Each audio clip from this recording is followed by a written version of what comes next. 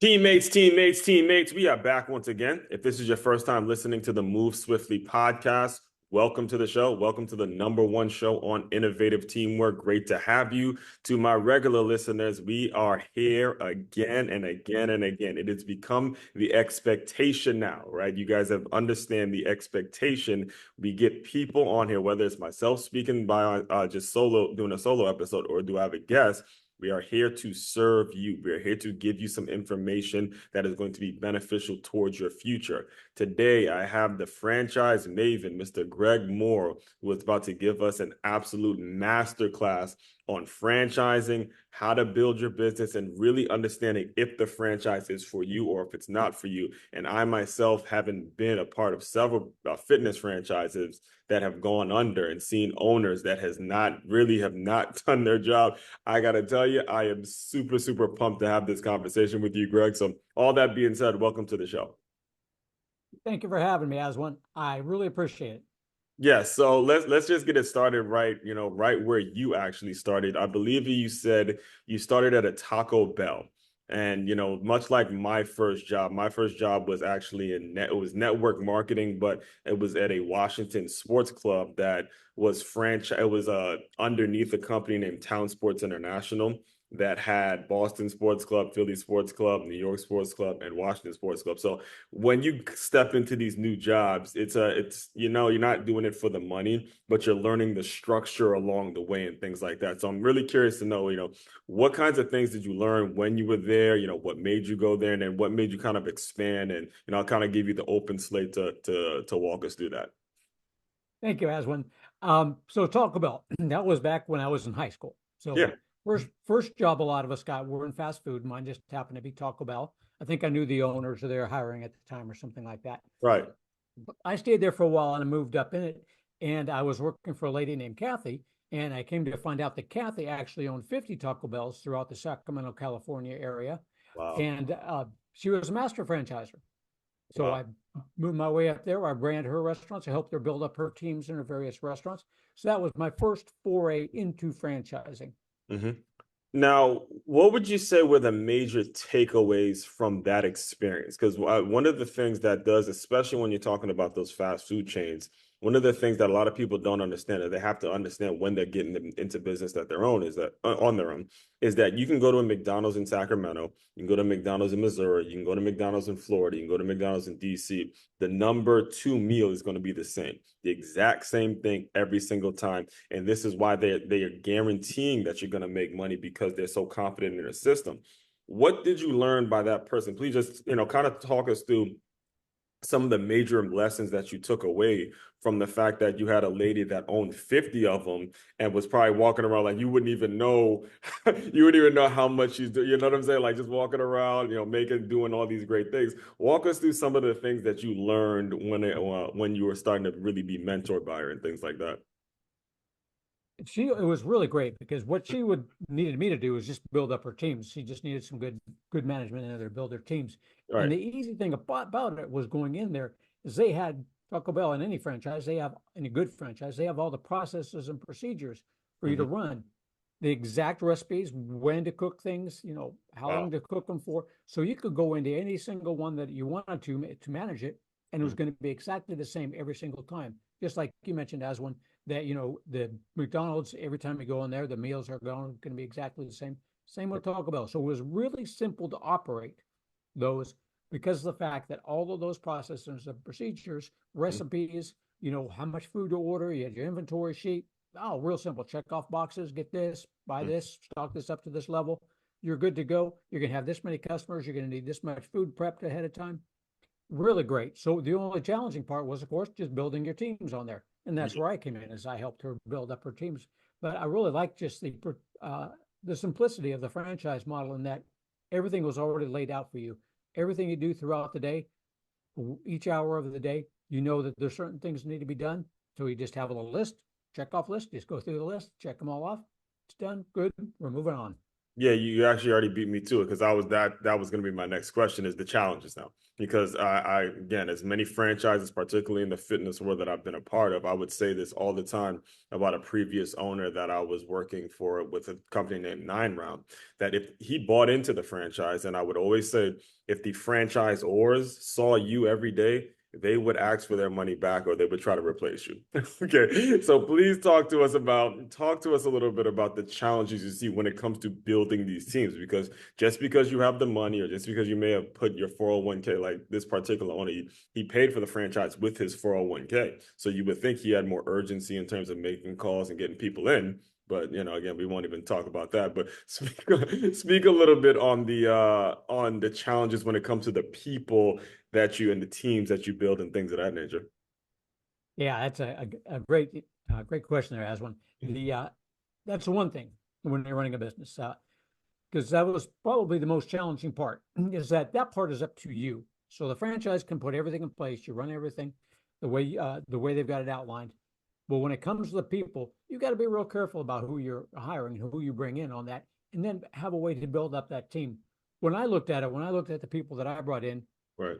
and if you have non-skilled workers, you're going to be doing a lot of hiring because, obviously unskilled workers, they easy to find, but they have a tendency to move on pretty quickly to other things. So what Okay, you need to well, look, because I have to pause you there because the acronym for this show moves swiftly. The acronym of swiftly is skilled workers, well-informed workers, front team workers, and the LY stands for lift yourself. So I want you to kind of define what you mean by skilled workers when it comes to who you're hiring. So that way people know in their mind, am I a skilled worker? Am I someone that can run their own business? So what do you mean, particularly what do you mean by skilled workers? so skilled workers are ones that have some sort of knowledge about what you're going to do. So if you go into like a fitness, which you're referring to as one, Mhm. on that, they've got some knowledge of how to generate a class, how to create a class, how to do the fitness workout, mechanics. They do a little bit more about mechanics. So they've got some background in running automobiles, fitness. They have some background Yeah, in the fitness industry as well. When you come to some of the fast food places, most of the people that I hired on the front line of that was simply, college students that just need a little extra money. that's right. Mhm. Uh, you know, high school students, housewives that were bored on that one. But what I really look for is to make them skilled, is I Yeah, wanted them to become skilled. So I was looking for people that, there are some times when you just needed to fill positions and you just wanted to make certain you had a good, outgoing, really friendly person. But what I look for is people that wanted to learn the skill and wanted to become more skilled with what they did.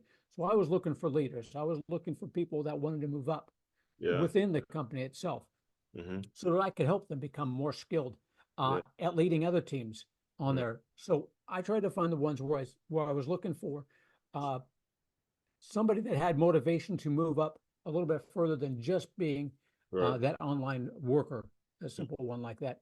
So that's what I think it really helped when I was building up those teams is yeah, when I was doing the interviewing, hmm is I would find out from them who wants to be, you want to move up into management, you want to learn more skills. I'm going to teach you those skills. I'm going to do that. But I'm looking for people that are motivated to do that sort of thing. Yes, and that's actually I'm so happy you brought that up because it's taken me back to just because you may be the cashier, just because you may be working at a fast food place does not mean you can't inspire or aspire to do some major things. I'll give you an example. There was a 7-Eleven that I would go to frequently by my aunt's house, right? And I would go in the 7-Eleven, and then sometimes the cashier is just whatever doing what they got to do. Just get your coffee and please leave. I don't feel like talking. They're on their phone. They're just doing whatever. Till one day I went to the 7-Eleven and this lady's asking me, how's your day? What type of coffee do you like? What are you doing up so early? This, down the third. And then I looked at it because this was actually when I was just starting my podcast. And I'm like, man, thank you for that. You really kind of made my day. And then she looked at me, she goes, look, I learned you have maybe 7 seconds to affect someone's day when they walk in here. So I'm going to do whatever it is I got to do. And I did a whole podcast episode about just her, the girl working at a 7-Eleven, which is one of the most recognizable franchises. And if you do that with enough people, you can develop your own brand, you can develop your own style. and you have your certain uniqueness to you. So, that leads me to asking you, when it comes to teaching these skills, what types of things did you try to inspire your employees to do, inspire the team to do, to make it so that, listen, people recognize these things. Listen, people are going to be, whether they're coming in, they want a chalupa, ask them, okay, great. Do you want this with that? What kind of sauce you want? Speak to us a little bit about some of the stuff that you did to train them to develop these people skills. First off, is I did train my people Mhm. in and of itself. I got to know them. You Yes. treat your people right, your people are going to treat the customers right. So I Wonderful. got to know them. What are they doing? Where do they see themselves going? What are they doing right now to try and improve themselves to Hmm. move up in the world on that? It doesn't matter whether they're in high school, whether they're in college, whether they're, housewives, whatever it was. I said, what are you looking to do? What does your future look like? And how can I help you get to where you want to be? Right. So as part of that is helping you get to know your team and finding out what their aspirations are and help them build up. And Hmm. then you relay that to your customers. So now you get them, just like you said, as when you have them talk to the customers, when the clients come in, don't just take their order. I mean, Hmm. during the lunch rush and that sort of thing, it is a little bit of a challenge too, when you got people moving in and out, a little bit of a challenge sometimes in those fast food places to really Yeah. get to know your people. But Right. like you said, those nice comments like that. Oh, it's great to see you again. As when I Hmm. see, I remember you came in just the other day. Are we going to do the three tacos again today, or would you prefer a burrito this time? You Yeah. know, get to know them just like that. I said it just takes a few seconds, Yeah. but firstly, you just get to know your employees, find Hmm. out what their aspirations are, set them on a course to build them up, and then just push that on, have them relate that to the customer and say, now talk to your customers the way I talk to you. Hmm. What are you doing? How's your day? It's good to see you again. That sort of thing. It really builds up a good team environment, and the clients, your customers that come in, they it's more personal when Yes. they do that instead of just a simple transaction. Here's your $5. Here's my three tacos. Yeah. We're gone. We're out of here. Now it's something like, oh yeah, I got to go talk to Greg. Greg is and see how Greg's doing on Yeah. there, and it really helps. It really helps build Yes. a loyal base of clients. Yeah, and even if you don't comment every time, I remember actually there was a Wawa after my workout. I would go to a Wawa, get oatmeal every day. One day I didn't get oatmeal. The manager comes out and looks at me, "No oatmeal today?" I'm like, "Oh man, thanks for noticing."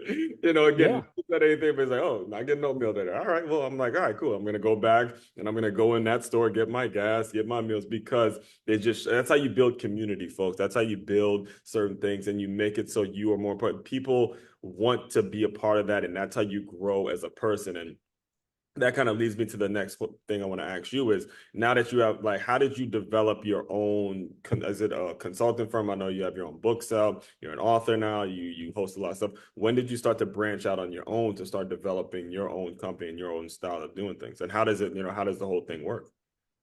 Well, amazingly enough, it took me 30 years to start branching out on my own after that. I went into restaurant management for about 15 years. I'd managed another restaurant, a Lions restaurant, kind of like an upscale Denny's in Northern California.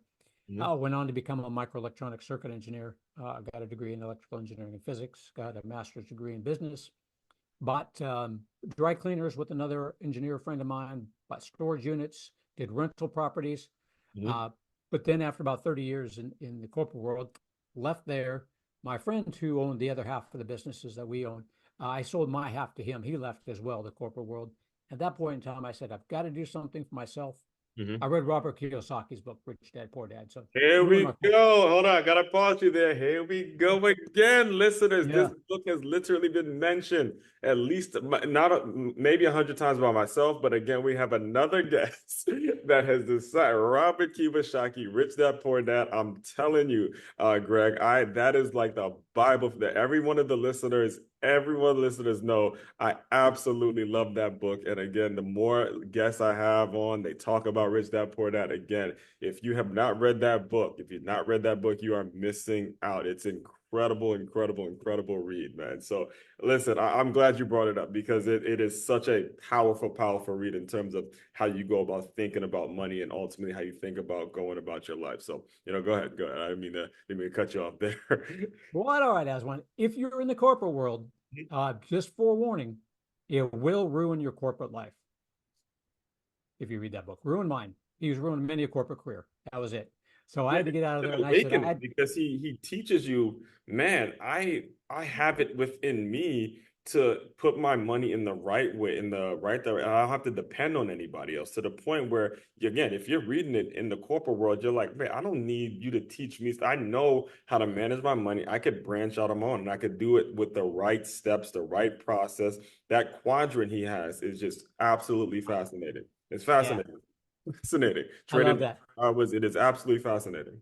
Yeah, it was. So yeah, that was it. So I left, and then I said, the most fun I had running a business was when I had that when I was doing the Taco Bell. So I said I got to get into the franchising thing, but I don't know how to do it. So I just started went and click happy on all these different franchises on the internet. Hmm, Finally found a franchise consultant.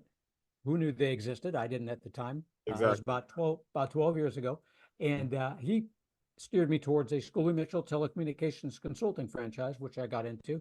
Dennis Schooley, who runs it, really set the stage for how franchising works. Great training, just like back when the Taco Bell days. Great training, step-by-step process. Here's how you do it. So I did that for a couple of years, but I really liked what that franchise consultant did. Hmm. Because even with Schooley Mitchell, I was, going around from business to business in the Austin, Texas area, helping Right. them with their telecommunications need. But I liked what the franchise consultant did, which is work from home. And then Hmm. I get to work with people all over the United States and really actually all over the world. Right. So I went back to the franchise consultant. I said, teach me what you do. So that was about 10 years ago. And I haven't looked back since. And that's where I started getting my consulting business going and just started working it on up from there. Right. So can you kind of walk us through a little bit about I'd say what you would consider a an opportunity to be in franchising for people, because a lot of people, it's so much confusion out there, and that people want to grow, they want to make money. I remember actually being approached by someone that told me network marketing is a better form of franchising now, given the fact that we have so many ways of communicating with each other. There's so many MLMs out there. There's so many things now in which can lead to people growing their business. I even look at sometimes social media groups as a form of franchising, because people can get their own profile, that you can teach someone how to do their own profile. So walk us through a little bit about, what exactly you consider a franchise, and then where the opportunity, how someone looking into a franchise what they should be asking themselves in regards to what the opportunity would be for them, and if it's something that they should actually pursue. Because again, like my previous owner, he's good in fitness, but when it comes to making calls and getting people in, he wasn't good at that. So that wasn't the franchise for him per se. If he had known that going in, then maybe he just becomes a trainer and doesn't actually spend his 401k on this facility. So I think it's important that we give that clear indication for people as well. Okay, perfect, Aswin. Mhm. A franchise, you are renting the business model. That's what you get. It's a Oof. business model franchise. You're renting that business model. The franchise has already gone through and made all the mistakes for you. So you don't have to make all the mistakes again. They've got it all planned out, step by step process. You come in, we're going to teach you how to do this. So you want to get involved in a franchise. Not all of them are like the brick and mortars we talked about. Some of them are like the School of Mitchell that I discussed. So you have your brick and mortar franchises. That's going to cost you the big bucks. 250,000, 300,000 on up. You're going to need about a $300,000 to $500,000 net worth. Prime real estate location, you build it, it will come. General theme. Service industry. Service industry, anywhere like my franchise, the School of Mitchell was about 100,000, 80, 100,000 at the time. You can get in for about 150 Now, would a service $1,000, give or industry take, depending on if you need it. would service industry be an example, like a truck, like a air conditioning service or a trucking service, where they're going and like, let's say I call, I'm trying to think of a name, like it's the thing they put glass on, windshield glasses. Can't even think of the name of it right now. The basically they'll come Safe to light. Safe Light, yeah, Safe Light. Safe Light will come to you and they'll fix your glasses. So that would be an example of a service. Okay, cool. Yep. So home services, anywhere from outside, taking care of the grounds, maids, uh, windows, siding, kitchen remodeling, bathroom remodeling, tutoring, senior care, dog sitting, dog walking, all sorts of different things that you can do out there in the service industry. Any franchise that you get into, almost any franchise you get into, you can have a one-time franchise fee of around $50,000, give or take. Hmm. Okay. That gets you all the training, everything you need to know how to do it. It doesn't matter which franchise it is for the most part, whether it's the big brick and mortar places or the service industry, around 50,000 is going to be your franchise fee for a great franchise on that one time. The rest of the investment is what it takes to build that business up on that. You don't have to do these full time. There are many that you can do semi-absentee, 10 to 15 hours a week, manage the manager, manage the profit and loss statements on there. It's pretty easy to get a loan for franchises because they have that proven track record of success on there. You are going to learn, you don't have to know the industry that you want to get into, but you just have to have interest in it. Yeah. So to figure out which one you really like and what part of the process that I take people through is you really have to look at where have you been? So where have you been? What skill set, what's inside your brain? What skill set do you bring to the table? And then figure out what skill set is that franchise looking for. So your friend over there, the skill set that they were looking for on that franchise was for him or her to be outgoing, to be able to make the phone calls, to be able to bring in the clients if they're going to work on the business, building it up. If you don't want to do that, if you don't like doing that, but still like the franchise, you just need to realize that you will be hiring somebody to do that for you. Well, that can be done, not quite easy. Next thing to look at is where are you at now? So how much time do you have to invest? And how much money are you willing to invest? Not how much money you have to invest, but how much are you willing to invest in that franchise itself? Each franchise is going to have in their documents the minimum net worth requirement. So any great franchise, if you don't meet that minimum net worth requirement, they will not consider you for a franchise because they don't want you to run out of money. So make certain you take a look at that. You will be talking to many different franchisees along the way on there. So always remember to talk to as many franchisees as you can before you sign any agreements or decide to get involved in that franchise. Get to know that. Are there any surprises on that total investment? Did you have anything extra that you had to pay? How long did it take for you to start bringing in money? How much did you bring in? How much do you bring in? And really, what do you have to do to get it?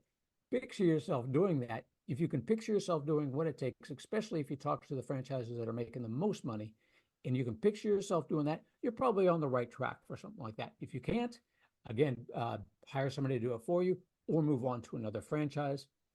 And then the next step then is, where do you want to be 5 to 10 years from now? And what is that franchise going to do to help you get there? Yes, and I think it's very important that I don't want to brush over what you said in regards to it's you renting the business model, okay? Because a lot of people get into it and they're kind of stroking their ego, calling themselves a business owner, which again, technically that's fair, but you're renting a business model. So you got to be very, very careful that you didn't just pay to have another job versus you actually going and owning a business and making all of the decisions that you would want for your business. So that is a very important distinction because you could lose a lot of money and then find yourself in a very difficult place if you don't make the right decision and do your proper research. And that leads me to asking you too, is let's look at it on the flip side. You know, if someone's doing well in business, or I'm not sure if you actually offer this, but do you offer any advice or any consolidation for people that are thinking about taking their business and going franchise?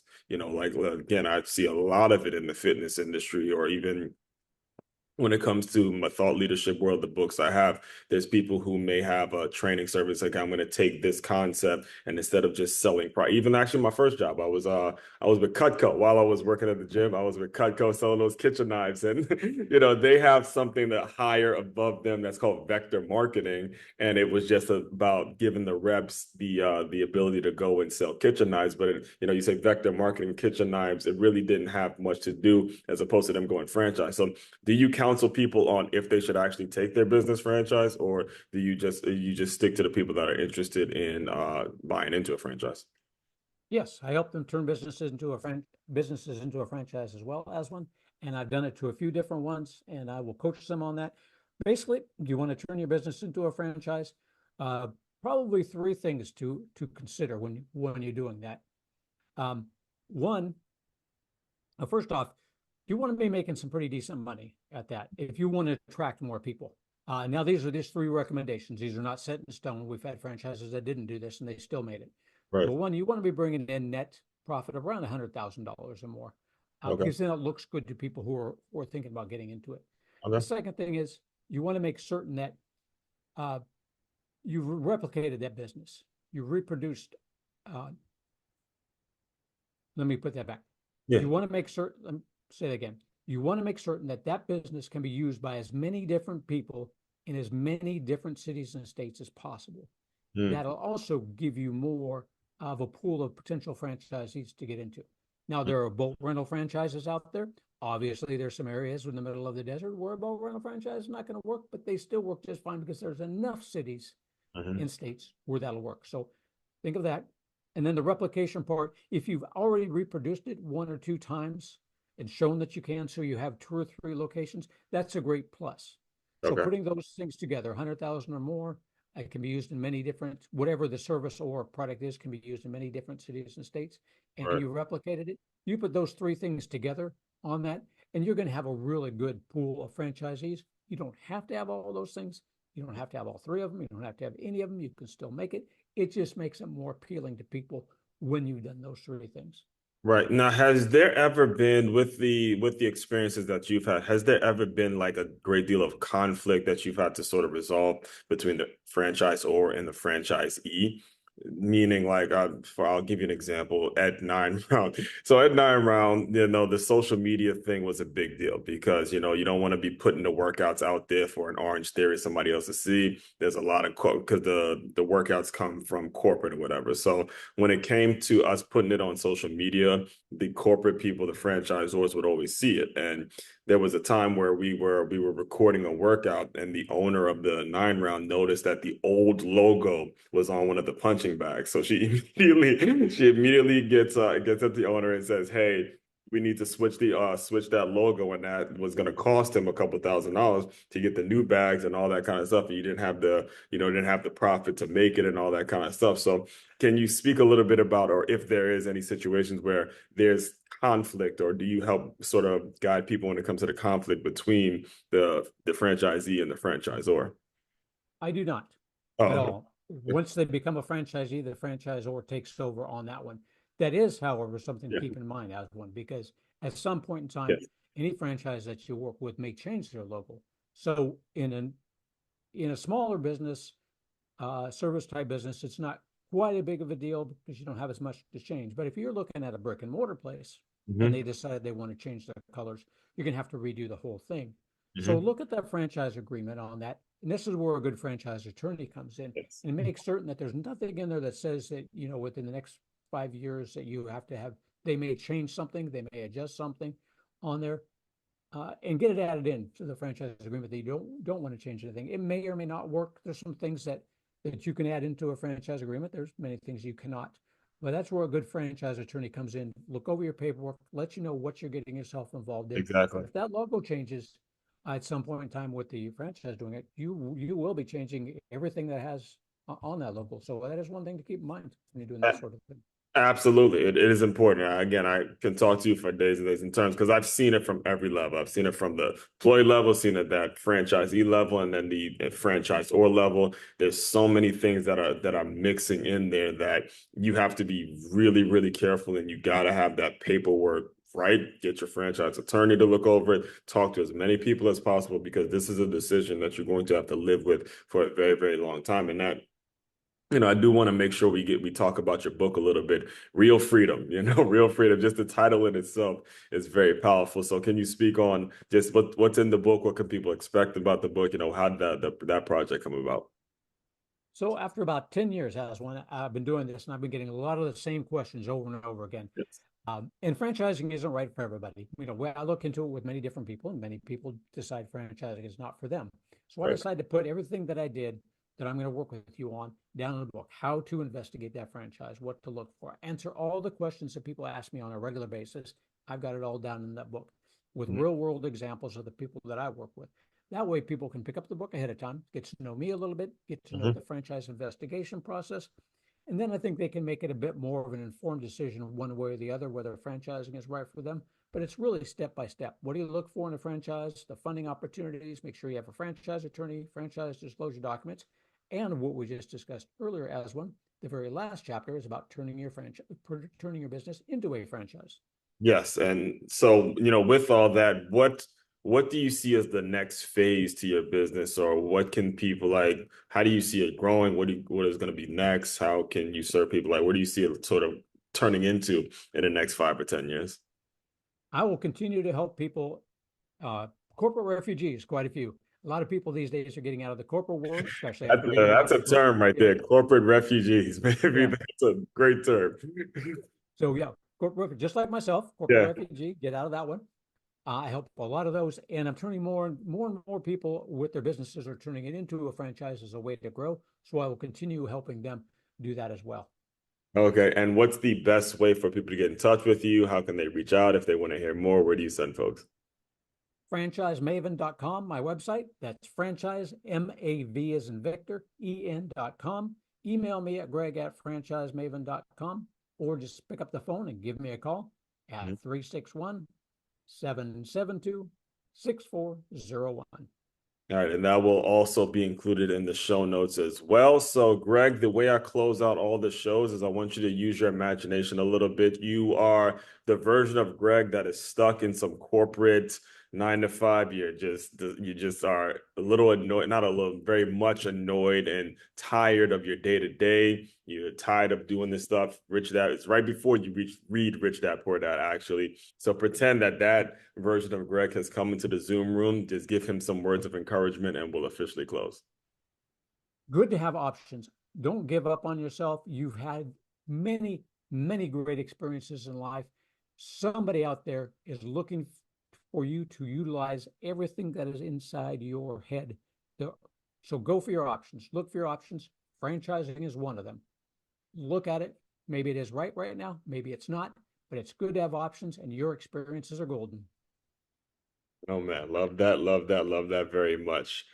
As promised, listeners, I told you you're going to get a masterclass on franchising. I told you you're going to get a masterclass on what you should be doing, even if you are that low-level employee that is maybe giving people coffee every morning. Do it with some purpose, do it with some passion, do it like you care about somebody, all right? And it's important that you as a trainer or someone who is that manager pay attention to not just your customer, but pay attention to the people that you bring in and make sure you are committed to self-development. That's what this show has been about from day one. Commit yourself to self-development because wherever you sort of land in the working world, there's always an opportunity for you to grow in that. So all that being said, Greg, I appreciate the work you're doing. Appreciate having you on. Looking forward to staying in touch with you. Everyone out there, fellow teammates, continue to move swiftly. We will talk more soon.